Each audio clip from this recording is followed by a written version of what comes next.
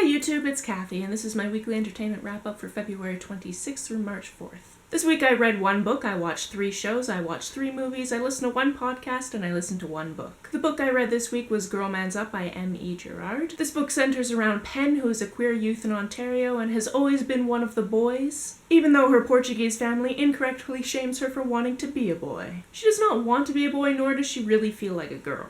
Although the terminology isn't used, it appears that Pen is either genderqueer or non-binary. And this book revolves around her school life, her personal life, and her family life. There's also a gorgeous romance in this book, and I ship it. This week in Grey's Anatomy, I watched from Season 12, Episode 4 to Season 12, Episode 16, which means that I have less than a season left on Netflix. This show is always about family, which was exemplified by this cluster of episodes. You can't operate on your own family as a widely used medical policy, and it was tested when one of the characters declared everyone here is family. This section also seemed to explore sisters in particular, by blood, by marriage, and by memory.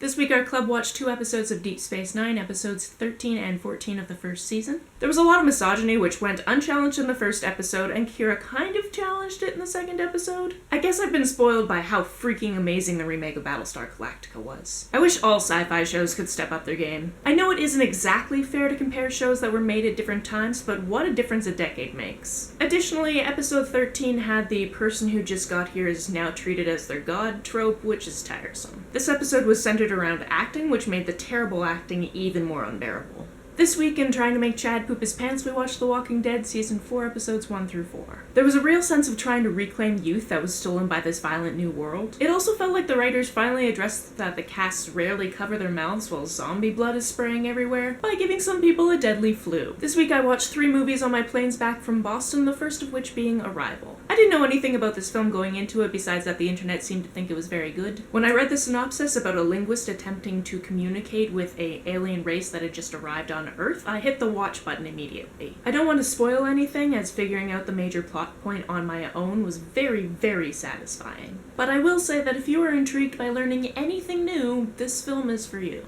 The second film en route from Boston was Silver Linings Playbook.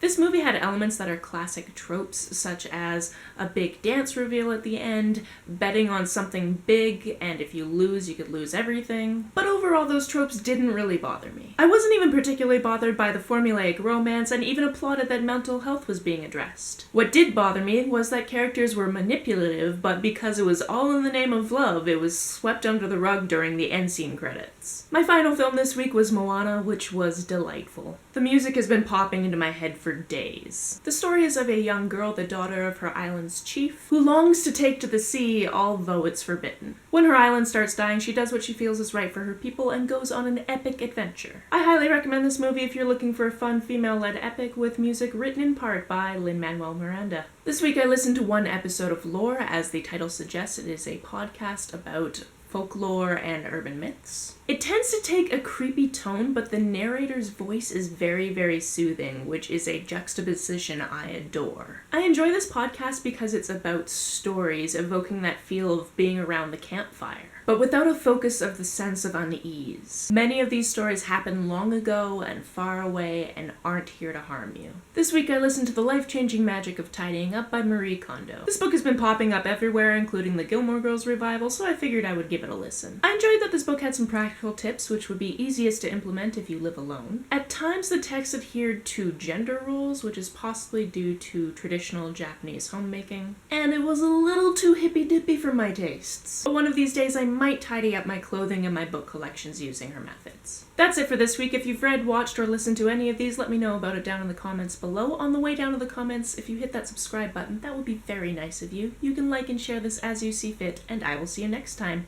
Bye!